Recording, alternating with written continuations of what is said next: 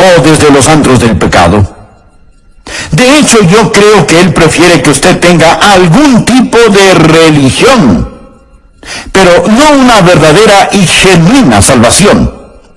También creo que la maldición de este siglo es que tenemos muchas iglesias llenas con paganos bautizados.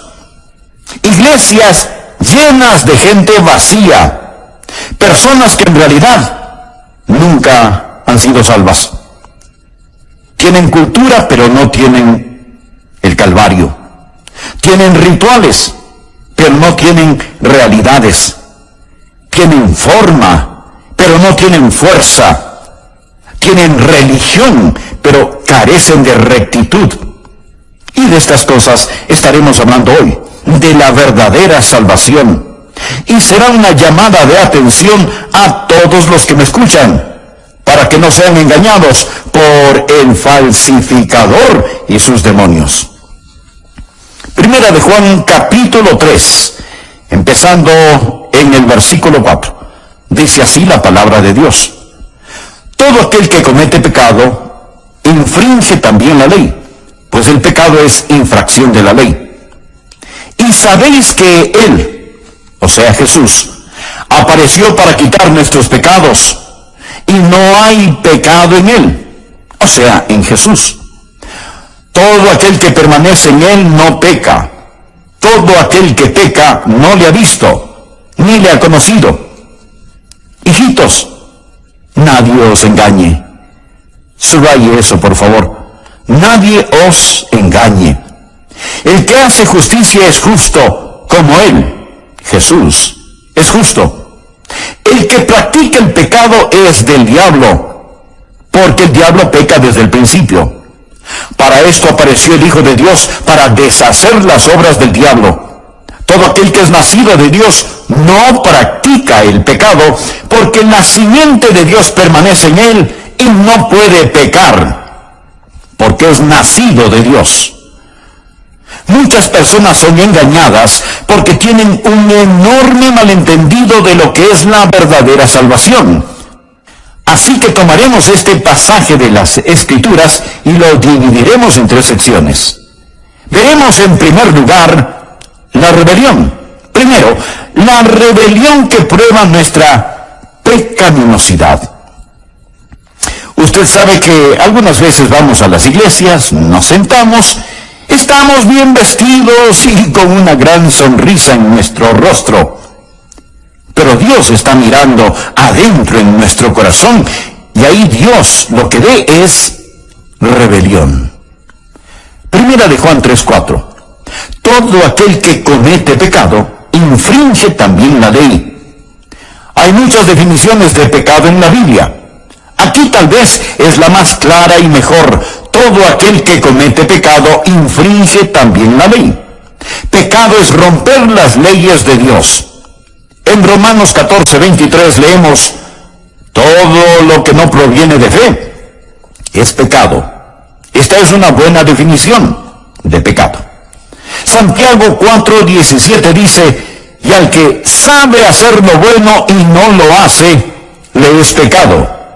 Luego en Primera de Juan 5:17 se nos aclara que toda injusticia es pecado. Todas estas son definiciones de pecado, pero la más clara y concisa dice que pecado es la transgresión de la ley. En palabras más simples, bien podríamos decir, pecado es desobediencia. Verá, Dios lo hizo todo, Dios creó todo el universo, y Dios puso en ese universo leyes físicas y morales, y todo el universo trabaja de acuerdo a las leyes fijas de Dios. ¿Por qué las leyes de Dios? Porque Él quiere mantener todo en orden.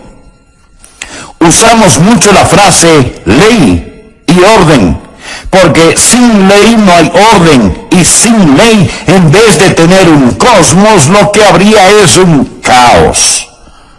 Dios hizo todas las cosas, las estrellas y planetas para que se muevan en sus órbitas, las mareas en los océanos. Dios hizo su cuerpo de acuerdo a ciertos principios. Estos están incluidos en la naturaleza y en el sistema moral de las cosas. Hay leyes materiales y morales. A veces se habla de las leyes de la naturaleza. No hay tales leyes de la naturaleza. Lo que sí hay son las leyes de Dios que la naturaleza obedece. Espero que entienda esto. Usted sabe que hoy tenemos una generación de personas que hablan acerca de la madre tierra, pero en realidad de lo que necesitamos hablar es acerca del Padre Dios. En vez de los días de Pascua, ahora se promueve el Día de la Tierra. Así que hay que salir y adorar al polvo. Escuche, todo el universo trabaja de acuerdo a leyes fijas. La ley de la gravedad, por ejemplo. Si usted se lanza desde lo alto de un edificio, usted no va a romper la ley de la gravedad. Usted va a demostrarla, ¿no le parece? Pero al final de esa demostración, usted estará completamente roto. Amigo, hay en la ley de Dios leyes para aquellos que transgreden la ley de Dios. Y así como en el universo físico hay leyes, también las hay en el universo moral. Tenemos los 10 mandamientos. En realidad usted no rompe los 10 mandamientos. Los 10 mandamientos lo rompen a usted.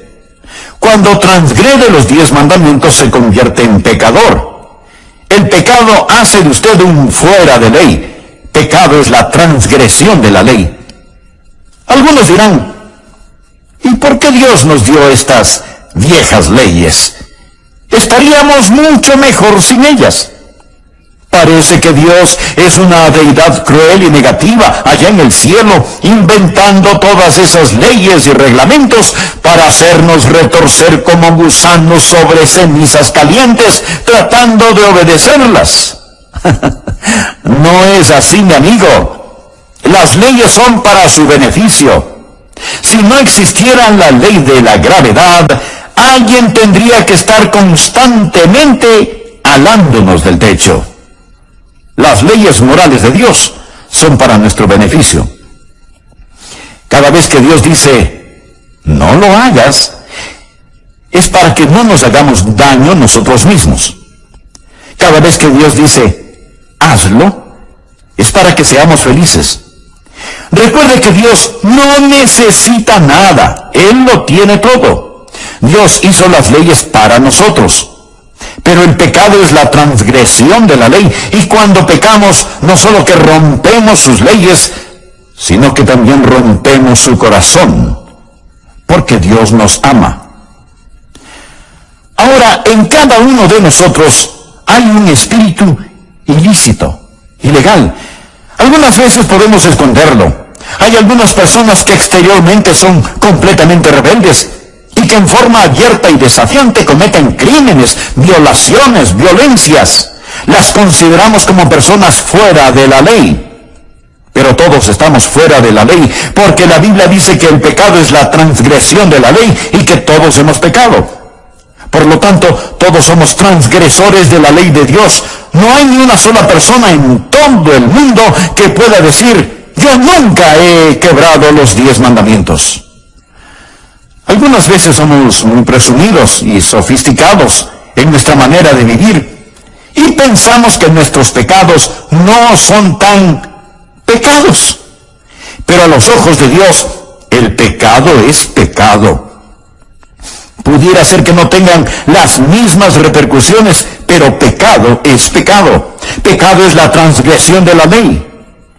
Y no me cuente acerca de las leyes que usted no ha roto. Vamos a hablar de las leyes que sí ha roto. Como sociedad, hemos tratado de hacer casi todo acerca de la desobediencia y la rebelión que existe en el mundo. Lo hemos tratado con la educación. ¿Piensa que podemos cambiar el corazón del hombre por medio de la educación? Recuerde, la Alemania nazi fue una nación muy educada.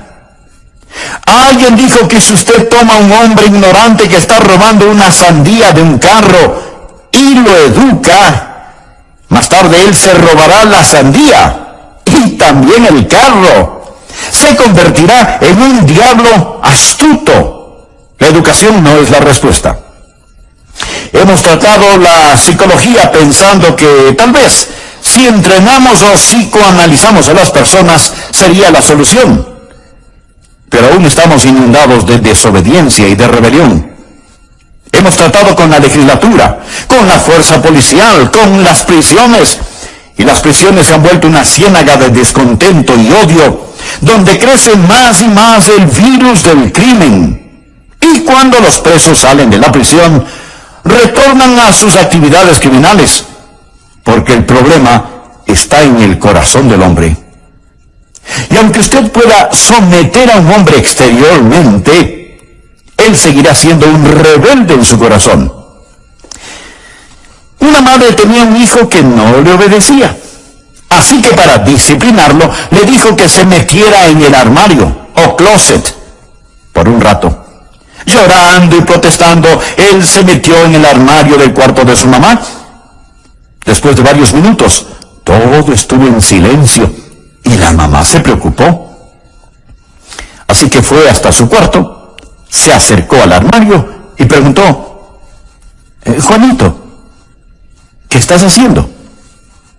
Y Juanito le contestó: estoy escupiendo en tus zapatos, en tu ropa, en tus sombreros, y seguiré escupiendo en todo lo que es tuyo.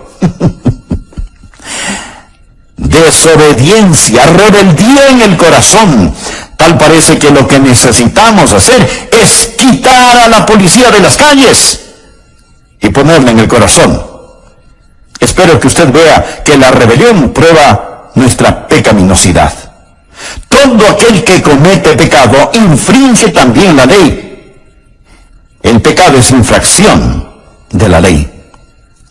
Algunos de ustedes seguramente estarán pensando que sus pecados no son tan grandes. O tal vez piense que usted no peca demasiado. Permítame hacer unas pocas preguntas. ¿Cuántos de ustedes alguna vez se han apoderado de algo que no les pertenecía? Ya sea unas monedas de la alcancía de su mamá o un juguete que estaba en el patio del vecino. ¿Alguna vez en el colegio copió las respuestas del examen del trabajo de otro compañero? Así que, vamos, conteste honestamente. ¿Cuántos de ustedes se han apoderado alguna vez de algo que no les pertenecía? ¿Cuántos de ustedes han dicho alguna mentira una vez? Que haya sido una mentira blanca o a colores no hace la diferencia.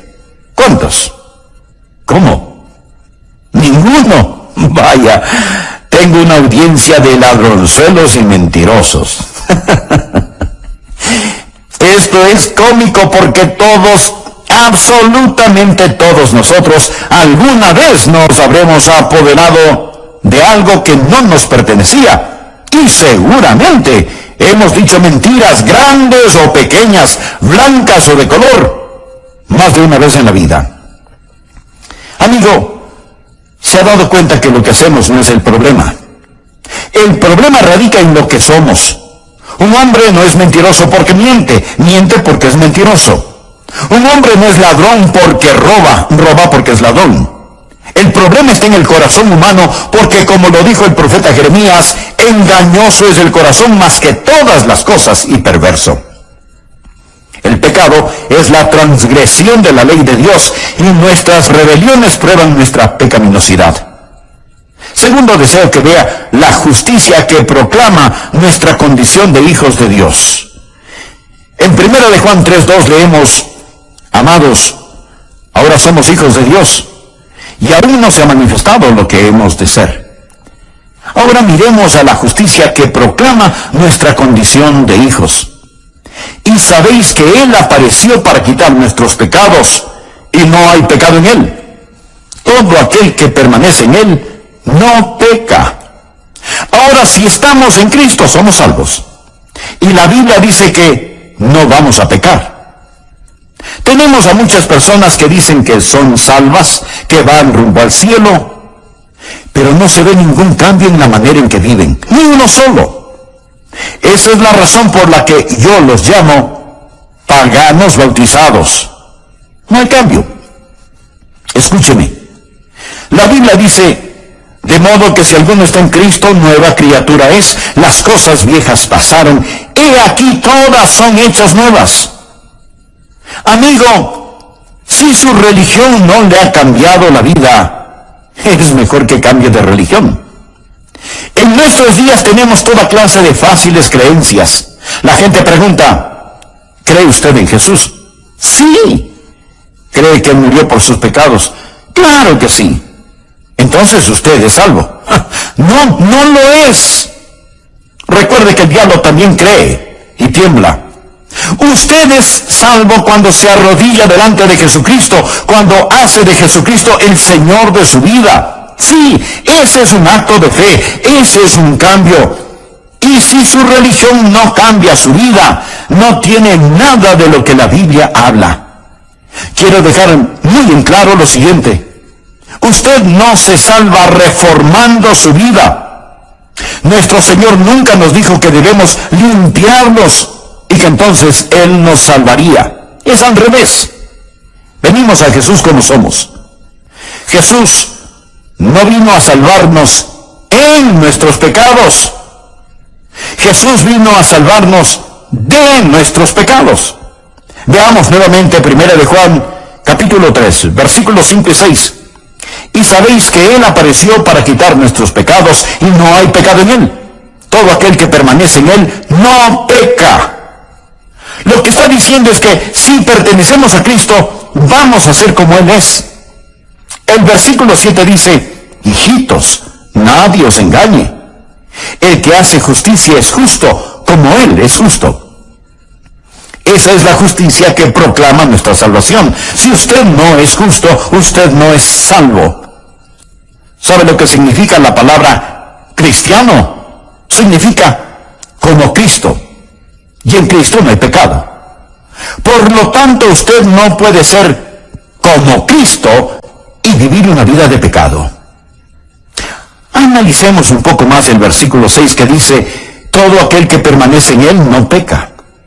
Note la palabra permanece. Significa estar en el hogar con, habitar, morar o vivir con. Si yo le digo a alguien, ven y permanece en mi casa, en realidad le estoy diciendo, ven, vive en mi casa, habita conmigo, haz de mi casa tu hogar. Permanecer habla de la unión y de la comunión con el Señor Jesucristo. La razón por la que muchas personas todavía viven en pecado, a pesar de que sean miembros de una iglesia, es que ellas han aceptado algunos credos, pero no han aceptado a Cristo. Recuerde que todo aquel que permanece en Él no peca. Ahora, esto representa un verdadero problema porque todos sabemos que nosotros como creyentes fracasamos. Por favor, présteme mucha atención. La Biblia dice, todo aquel que permanece en Él no peca. Aquí no está hablando de una perfección sin pecado. No hay nadie sin pecado y perfecto, excepto Jesús. Si en la Biblia usted estudia la vida de los santos, descubrirá que ellos pecaron. Por ejemplo, sabrá que Abraham mintió acerca de su esposa, que Moisés perdió su temperamento, que Pedro negó al Señor, que David adulteró. Los santos del Antiguo y Nuevo Testamentos pecaron y la Biblia muestra sus faltas y fracasos. Sin embargo, aquí en esta epístola de Juan nos dice, todo aquel que permanece en Él no peca. No quiero parecer demasiado técnico, pero escúcheme atentamente. En el idioma griego, esto gramaticalmente está en el tiempo presente continuo. ¿Qué significa esto? Significa simplemente que si usted es un creyente, usted no hace del pecado su estilo de vida. Otra traducción de este versículo dice, cuando un hombre habita en Él, esto es en Jesús, no practica el pecado. Otra traducción dice, no tiene un estilo de vida pecaminoso. Y aún otra traducción lo explica de la siguiente manera. Aquel que es nacido de Dios, mucha atención. La Biblia dice, todo aquel que permanece en él no peca. Aquí no está hablando de una perfección sin pecado. No hay nadie sin pecado y perfecto, excepto Jesús. Si en la Biblia usted estudia la vida de los santos, descubrirá que ellos pecaron. Por ejemplo, sabrá que Abraham mintió acerca de su esposa, que Moisés perdió su temperamento, que Pedro negó al Señor, que David adulteró. Los santos del Antiguo y Nuevo Testamentos pecaron y la Biblia muestra sus faltas y fracasos. Sin embargo, un cambio radical y dramático, y ahora porque usted es salvo, porque tiene la naturaleza de Dios en usted, la vida cambia y no practicará el pecado en forma habitual. Aclaremos esto un poco más. Primera de Juan 2:1 dice, hijitos míos, estas cosas os escribo para que no pequéis. Pero ahora ponga atención a lo que sigue. Y si alguno hubiere pecado, abogado tenemos para con el Padre, a Jesucristo el justo. El deseo de Dios para nosotros es que no pequemos. Pero si por alguna circunstancia caemos, allí está Jesucristo, nuestro abogado. Tenemos a alguien que va a interceder por nosotros en el cielo. Sigamos leyendo los versículos 3 y 4. Y en esto sabemos que nosotros le conocemos, si guardamos sus mandamientos. El que dice, yo le conozco, y no guarda sus mandamientos, el tal es mentiroso, y la verdad no está en él. Da la impresión de que Juan hubiera estado en una reunión de testimonios y escuchó a alguien decir, yo conozco a Jesús. Y Juan tuvo que decirle, mentiroso. Yo conozco tu estilo de vida. Tú no conoces a Jesús porque no guardas sus mandamientos. La palabra guardar es una palabra usada en la navegación marítima. Los marineros la usan. En aquellos lejanos días no existía el radar, ni los satélites de posición global, ni esas cosas que la moderna tecnología ofrece para saber en dónde están los barcos cuando cruzan los océanos. Los marineros de entonces se guiaban por las estrellas, y las estrellas están fijas en el cielo, como las leyes de Dios son fijas. Así que los marineros miraban a las estrellas y se guiaban por ellas. ¿Y sabe cómo se referían a esto de guiarse por las estrellas? Guardar las estrellas. Guardar las estrellas. O sea, este es el curso que voy a mantener.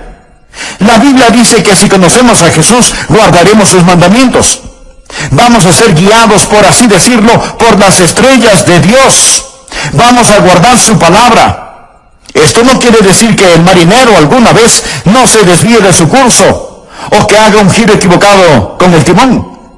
Pero lo importante es que él tiene una guía para su vida, tiene una meta y dirección a la cual se dirige, tiene normas fijas por las cuales vive. ¿Y qué de usted?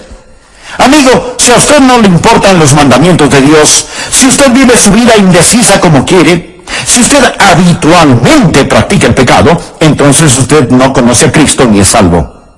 El problema hoy en día es que muchos van a las iglesias sin haber conocido nunca a Jesús, nunca han sido salvados, y su rebeldía es prueba absoluta de su pecaminosidad. No se olvide que hay una justicia que proclama nuestra condición de hijos de Dios, de tal Padre, tal Hijo. Tercero, la redención que provee nuestra salvación.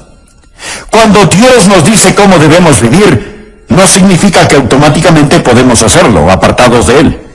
Primera de Juan 3:5 dice, y sabéis que Él apareció para quitar nuestros pecados y no hay pecado en Él.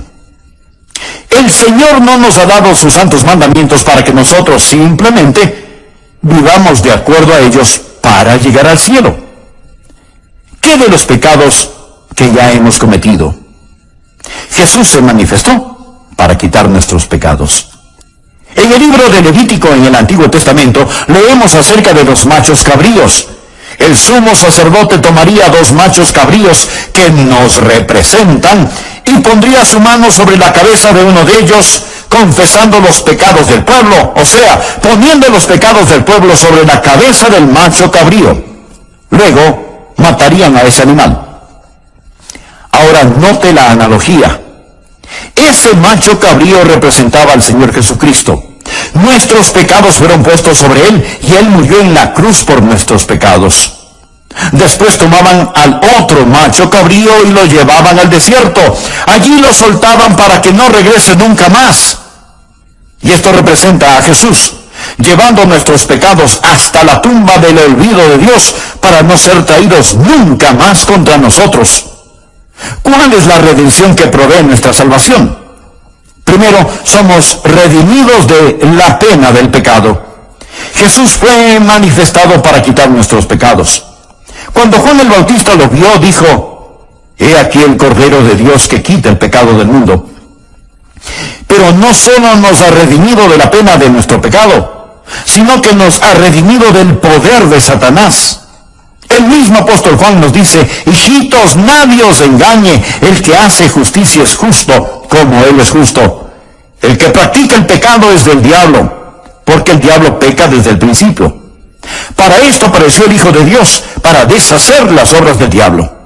Entonces, Jesús vino primero para quitar nuestros pecados y segundo, para destruir el poder del diablo. Ahora somos redimidos de la pena de nuestro pecado y redimidos del poder de Satanás. Esa es la razón por la cual Juan dice que si usted sigue viviendo como un diablo, es porque usted pertenece al diablo. A veces criticamos el libertinaje de Hollywood, a los comerciantes de licores, a los vendedores de drogas, etc. Nos disgusta todo lo que ellos hacen. Decimos que están pecando. Por supuesto que están pecando, son pecadores. ¿Qué es lo que se supone que deben hacer los pecadores? Pues, pecar. ¿Qué otra cosa podrían hacer? Son pecadores. El que comete pecado es del diablo. Y ese es el problema en muchas iglesias. No enseñamos a la gente cómo ser salvos, simplemente los llevamos a la iglesia, y la iglesia, en vez de ser un redil, se convierte en un zoológico, y el pastor trata de que no se maten los unos a los otros. La Biblia dice: el que practica el pecado es del diablo, porque el diablo peca desde el principio. Para esto apareció el Hijo de Dios, para deshacer las obras del diablo. La palabra deshacer en el griego no significa aniquilar, significa hacer inefectivo, hacer inútil. Por ejemplo, en la cruz, Jesús arruinó el reino de Satanás, lo hizo inútil, inefectivo. Satanás ya no tiene autoridad ni poder sobre usted. Antes de que usted fuera salvo, era esclavo de Satanás. No era más que un sucio juguete en las manos de Satanás. Alguien podrá decir: «No, yo era libre». Claro, usted creía que era libre. Libre para hacer lo que le diera la gana, pero no era libre para hacer lo que debería haber hecho, porque era esclavo de Satanás. Jesús vino a darle libertad. Jesús vino a terminar con el destruidor. Jesús me ha redimido de la pena de mi pecado. Jesús me ha redimido del poder de Satanás. Jesús me ha redimido de mi propio ego. Jesús no solo murió por mis pecados, sino que murió por mí, por lo que yo soy. Todo aquel que es nacido de Dios no practica el pecado, porque la simiente de Dios permanece en él, y no puede pecar porque es nacido de Dios. Ahora escúcheme con atención. Cuando usted fue salvo, adquirió una nueva dinámica. Jesús la identifica como nacer de nuevo. Cuando yo nací la primera vez, tuve vida física. Cuando recibí a Jesucristo como mi Salvador personal y Señor, recibí vida espiritual. Recuerde lo que Jesús le dijo a Nicodemo: lo que es nacido de la carne, carne es. Lo que es nacido del Espíritu, Espíritu es. Todos los seres humanos tienen un nacimiento carnal. No todos los seres humanos tienen un nacimiento espiritual. Note bien lo que dice la palabra de Dios: todo aquel que es nacido de Dios. ¿Cómo es que podemos ser nacidos de Dios? Yo nací de Rosa y Arden. Ellos fueron mis padres físicos. ¿Quiénes son mis padres espirituales? La palabra de Dios y el Espíritu de Dios en el vientre de la gracia me hicieron una persona nueva. La Biblia dice, siendo renacidos no de simiente corruptible, o sea, del esperma del hombre, sino de incorruptible por la palabra de Dios. Así, la Biblia es mi Padre espiritual. Y usted no puede separar el Dios de esa palabra de la palabra de ese Dios. Ahí nací. Y también del Espíritu que reanima y da vida.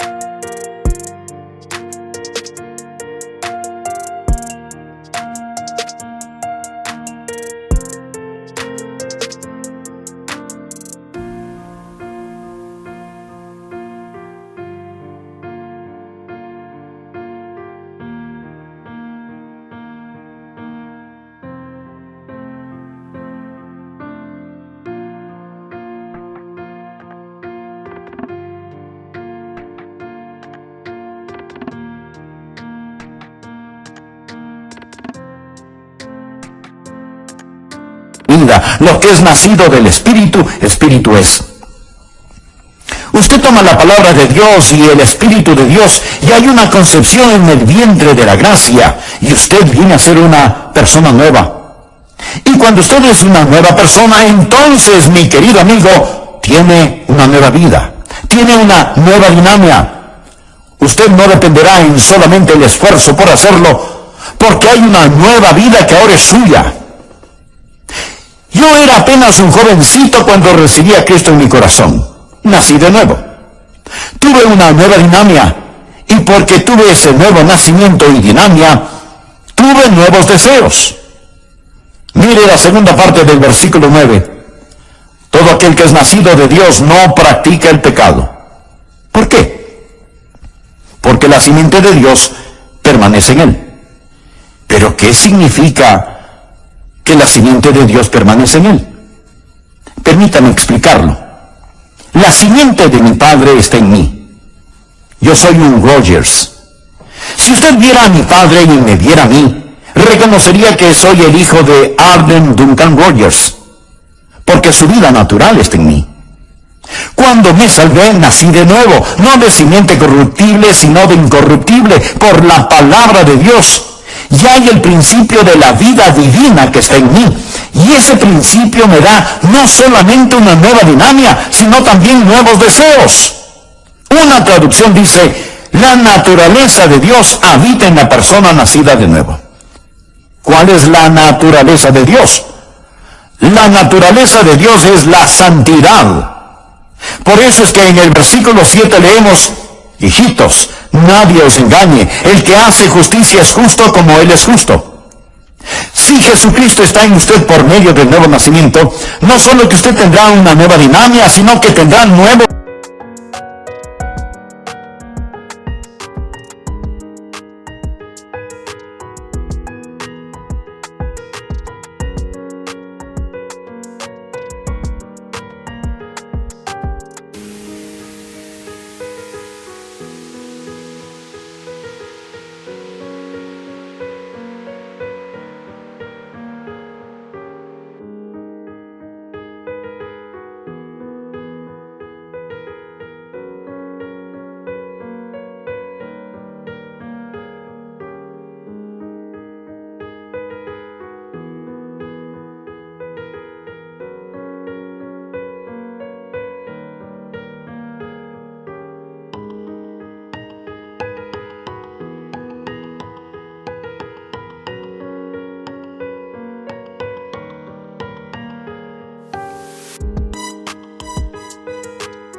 deseos. Yo creo en la seguridad eterna. Espero que usted también. Creo que una vez que usted es salvo, es salvo. Nunca jamás podría ser no salvado, tanto como no podría ser no nacido. Soy nacido de Dios. Cuando nací físicamente, nací una sola vez y para siempre. Cuando nací espiritualmente, eso fue para siempre. No puedo no haber nacido físicamente, tanto como no puedo no haber nacido espiritualmente. Pero una vez que vine al Señor Jesucristo y fui salvo, la naturaleza de Dios vino a mí. Y ahora, teniendo la naturaleza de Dios en mí, yo ya no quiero pecar. Algunas personas dicen, creo en la seguridad eterna, pero sin embargo, siguen pecando todo lo que quieren. Necesitan que ese querer sea cambiado. Necesitan nacer de nuevo. Cuando usted tenga una nueva dinámica, tendrá nuevos deseos. Desde el mismo momento en que entregué mi corazón a Jesucristo, y Dios me está escuchando, sentí un intenso y vivo deseo en mi corazón de vivir para Él. Si usted no tiene esa clase de deseo en su corazón, es mejor que revise su concepto y realidad de salvación. No deje que nadie le engañe. El que peca es del diablo, porque esa es la forma en que el diablo trabaja. El que es justo tiene el Espíritu de Dios en él. Es nacido de Dios, su simiente permanece en él, tiene nuevos deseos. ¿Tiene todo esto sentido para usted? Espero que sí. Llegamos al punto final. Hemos hablado de cómo hemos sido liberados no solo de la pena del pecado y del poder de Satanás, sino también de nuestro propio ego. Tengo una nueva dinámica. La vida de Dios está en mí. Tengo un nuevo deseo. Quiero ser como Él, porque Él está en mí y yo en Él. Permanezco en Él. Y tengo un nuevo poder disuasivo. Y no puede pecar, porque es nacido de Dios. No puede pecar, porque ha nacido de nuevo. Amigo, si el Dios que yo conozco vive en usted, permítame decirle que usted simplemente no puede vivir habitualmente en pecado. Si Jesucristo vive en usted, no puede seguir en forma descuidada, atolondrada y continua, practicando un estilo de vida de pecado. Si lo hace, Dios sabrá cómo, cuándo y dónde disciplinarlo. El Espíritu Santo de Dios no le dará tregua ni descanso hasta que usted, bajo convicción, entienda que Él le quiere liberar no solo de la pena del pecado y del poder de Satanás, sino también de su propio ego. Usted ha nacido de nuevo, ha recibido una nueva naturaleza y con ella una nueva dinámica, un nuevo deseo, un nuevo poder disuasivo. Usted está viviendo para Jesucristo. No voy a preguntar a qué iglesia o denominación pertenece usted, pero sí deseo hacerle una importante pregunta. ¿Conoce usted al Señor Jesucristo?